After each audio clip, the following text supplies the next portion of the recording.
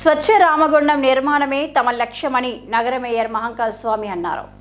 ఈ లక్ష్య సాధన కోసమే ప్రజాపాలన ప్రగతి ప్రణాళిక కార్యక్రమంలో పారిశుద్ధ్య వ్యవస్థ మెరుగుదలకు అధిక ప్రాధాన్యం ఇస్తున్నట్లు తెలిపారు.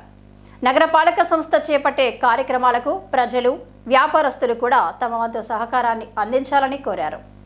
కాగా అవినీతిని ఎట్టి పరిస్థితుల్లోనూ సహించబోమని, అవినీతికి పాల్పడేవారు ఏ స్థాయిలో ఉన్నా ఉపేక్షించేది లేదని చెబుతున్న మేయర్ మహంకాళ స్వామితో మా correspondent Pudari Kumar face to face. రాష్ట్ర ప్రభుత్వం ప్రతిష్టాత్మకంగా చేపట్టిన ప్రజాపాలన ప్రగతి ప్రణాళిక కార్యక్రమం రామగుండం మున్సిపల్ కార్పొరేషన్ ప్రాంతంలో విస్తృతంగా కొనసాగుతోంది. ఈ కార్యక్రమ తీరుతెన్నులపై మనతో మాట్లాడేందుకు నగర మేయర్ మహంకాళ స్వామి గారు సిద్ధంగా ఉన్నారు. చెప్పండి, ప్రజాపాలన ప్రగతి ప్రణాళిక కార్యక్రమం రామగుండంలో ఎలా కొనసాగుతుంది, ఎప్పటివరకు ఇది కొనసాగే అవకాశం ఉందంటారు? రామగుండం పారిశ్రామిక ప్రాంత ప్రజలందరికీ కూడా నమస్కారం.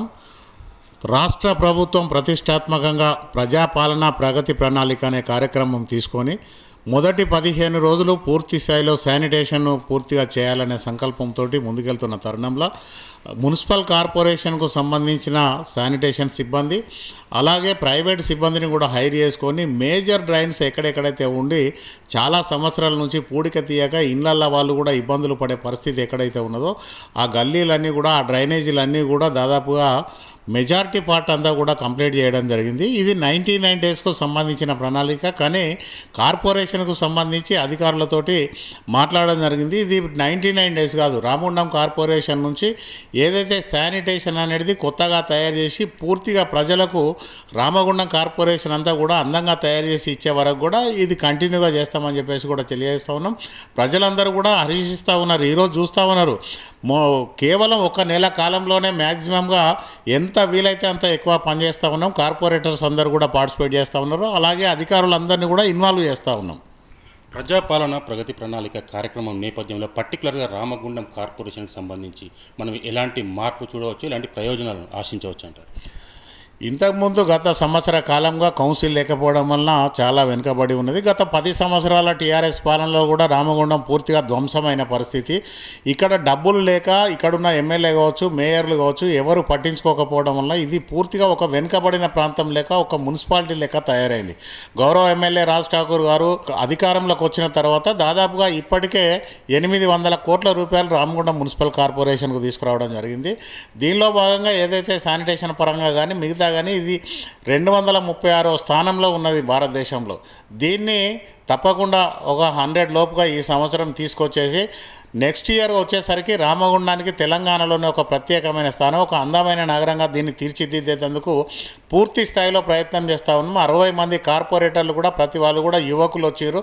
వాళ్ళందరూ కూడా ఏదో ఒకటి ప్రజలకు సేవ చేయాలి, రామగుండాన్ని అందమైన నగరంగా తీర్చిదిద్దాలి. ఈ ప్రాంతానికి ఒక డైనమిక్ ఎమ్మెల్యే ఉన్నాడు కనుక 1000 కోట్ల రూపాయల నిధులు తీసుకొస్తూ ఉన్నారు.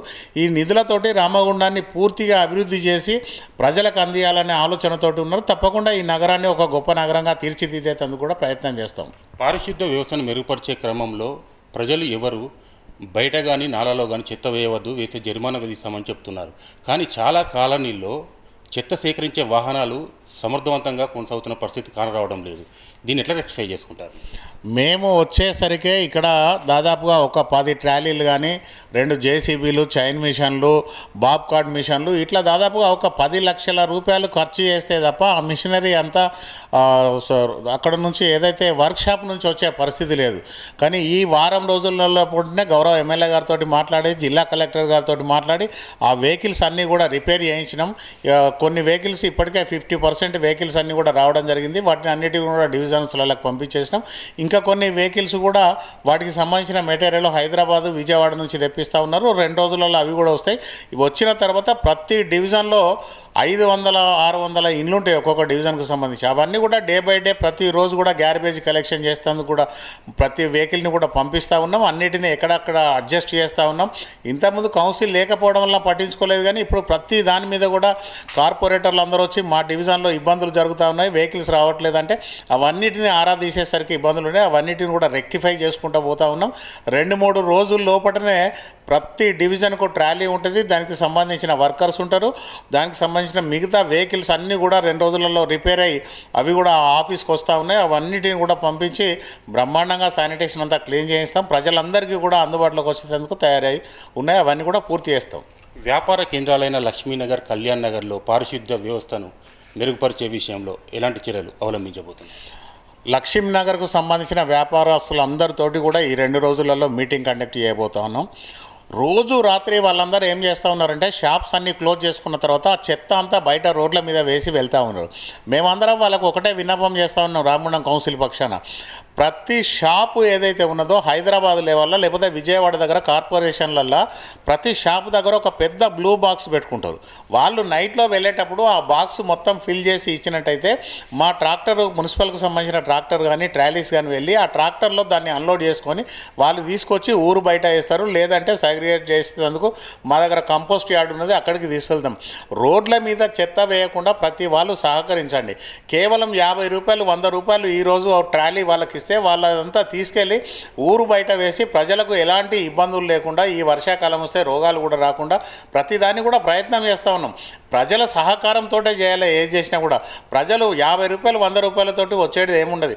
కానీ అదే మీరు ఒక బాక్స్లో వేసి 100 రూపాయలు వాళ్ళకు ట్రాలీ వాళ్ళకి ఇస్తే వాళ్ళు తీసుకెళ్లే పరిస్థితి ఉంటుంది. కనుక ఏదైతే వ్యాపారులు అందరూ కూడా సహకరించాలని చెప్పేసి కోరుతా ఉన్నాం. అలాగే మా దగ్గర ఉన్న ఆర్పీలు కానీ మెప్మాకు సంబంధించిన వాళ్ళు కానీ లేదు అని అంటే సమాఖ్య గ్రూపుల వాళ్ళందరినీ కూడా కోరుతా ఉన్నాం. ప్రతి ఇంటింటికి వెళ్ళండి, వాళ్ళను మోటివేట్ చేయండి. రామగుండాన్ని స్వచ్ఛ రామగుండంగా తీర్చిదిద్దే దాంట్లో ప్రతి ఒక్కరు కూడా భాగస్వాములు కండి. గత పాలకులు చేసిన నిర్లక్ష్యాన్ని మనం కూడా చేస్తే ఇప్పటికే మన దగ్గర రామగుండం పారిశ్రామిక ప్రాంతంలో అటు ఎన్టీపీసీ కావచ్చు, ఆర్ఎఫ్సిఎల్ కావచ్చు, ఓపెన్ కాస్ట్లు కావచ్చు, వీటన్నిటితోటి ఇప్పటికే విపరీతమైన పొల్యూషన్ వచ్చేసి మనకు సంబంధం లేకుండా తెలియకుండానే రోగాల బారిన పడి ఒక్కొక్కరు క్యాన్సర్ కానీ లంగ్స్ ఇన్ఫెక్షన్స్ కానీ ఇవన్నిటితోటి ప్రజలు బాధపడుతూ ఉన్నారు. మీకు తెలియకుండా మీరే రోగాల బారిన పడే ఉన్న పరిస్థితి ఉన్నది. కనుక ఆ పరిస్థితి రావద్దనంటే మనం రోజు మన ఇంట్లో వచ్చే చెత్తను ఏదైతే ఉన్నదో ఆ బ్లూ బాక్స్ గ్రీన్ బాక్స్లలో వేసి మన ఇంటికి ట్రాలీ వస్తుంది, ఆ ట్రాలీలో వేయండి, వాళ్ళకి ఇచ్చేయండి. వాళ్ళకి ఇస్తే వాళ్ళు తీసుకుపోయి దాన్ని కంపోస్ట్ యార్డ్లు ఇచ్చేస్తారు. దాంతో మనకు డివిజన్లలో ఎలాంటి ఇబ్బంది లేకుండా పోతుంది. లేదు అంటే ప్రతి ఒక్కరు ఆ గ్యార్బేజ్ తీసుకొచ్చి డివిజన్లలో ఉన్న ఏదో ఒక సెంటర్ పాయింట్లో వేసి వెళ్తే మనమే ఆ ప్రాంతం గుండా రోజు ప్రయాణం చేస్తాం. కనుక అక్కడ దాంట్లో ఉండే పొల్యూషన్ తోటి ఆ కాలుష్యం అంతా కూడా మన కడుపులోకి లంగ్స్లకు వెళ్ళిపోయి రోగాల బారిన పడిస్తే పరిస్థితి ఉంటుంది. దయచేసి మహిళా సోదరి మనలందరికీ కూడా విన్నపం చేస్తూ ఉన్నాం. కేవలం 50 రూపాయలు ఇవ్వండి. ఇక్కడ తెలంగాణలో కొత్త జీవో కూడా తీసుకొస్తామన్నారు. ఇప్పుడు మీరు 50 రూపాయలు ఇచ్చినా ఇవ్వకున్నా చెత్త మీరు ట్రాలీకి ఇవ్వకున్నా కూడా 50 రూపాయలు ఖచ్చితంగా మున్సిపాలిటీకి కట్టవలసిన పరిస్థితి ఉన్నది. అదేదో మీరు మున్సిపల్ ట్రాలీకి ఇచ్చిండ్రు అనుకోండి, ఆటోమేటిక్గా ఆ ప్రాంతం అంతా కూడా నీట్గా ఉంటుంది. రోజు మనం ఉదయం లేవగానే మన ఇల్లు ఊడ్చుకుంటాం, శుభ్రంగా ఊడ్చుకుంటాం, మనం మంచిగా రెడీ అయ్యి కొత్త బట్టలు వేసుకొని వస్తాం.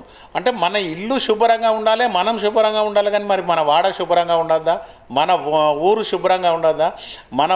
మన ఊరు శుభ్రంగా ఉన్నప్పుడే మనం కూడా ఎంత బాగా ఉన్నామో ఈ ఊరును కూడా అంత బాగా చూసుకున్నప్పుడు మాత్రమే మనకు ఒక ఇంపార్టెన్సీ ఉంటుంది. కనుక దయచేసి ప్రజలందరూ కూడా ఆ దిశగా ఆలోచన చేయండి. రామగుండం మున్సిపల్ కార్పొరేషన్కు సహకరించండి.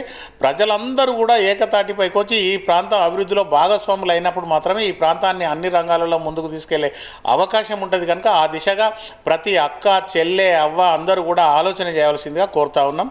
ఆ దిశగా ఆలోచన చేయండి. అభివృద్ధికి ప్రధాన అవరోధం అవినీతి. కార్పొరేషన్కు సంబంధించిన కొంతమంది అధికారులు అవినీతి ఆరోపణలు ఎదుర్కొంటున్నారు, విచారణ కూడా ఎదుర్కొంటున్న పరిస్థితి. ఈ పరిణామంపై యాజ్ ఎ మేయర్గా ఎట్లా స్పందిస్తారు? ఎట్టి పరిస్థితులలో గత 2 సంవత్సరాల క్రితమే గౌరవ ఎమ్మెల్యే రాజ్ ఠాకూర్ గారు అధికారంలోకి వచ్చిన తర్వాత కరప్షన్ ఫ్రీ రామగుండం చేయాలనే సంకల్పంతో ముందుకు వెళ్తూ ఉన్నాం. అది అధికారులైనా పర్వాలేదు, ప్రజాప్రతినిధులైనా పర్వాలేదు.